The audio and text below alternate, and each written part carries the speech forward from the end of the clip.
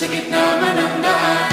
Mga saglit na inilikha, kakaibang tama